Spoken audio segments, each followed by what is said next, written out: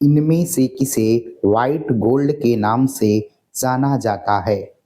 तो हमारा option A है PT, option B AU, option C HG, option D W. तो हम इनके नाम जानते हैं। पीटी का मतलब प्लेटिनम, एयू सोना को बोलते हैं, एचजी तारा को, तथा डब्ल्यू टंगस्टन को बोला जाता है। तो हमारा फ्रेंड ऑप्शन ए हो जाएगा।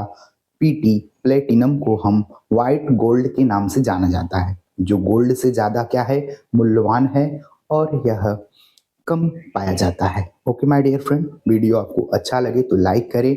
अगर आप चैनल पर नए हैं तो चैनल को सब्सक्राइब करें। धन्यवाद।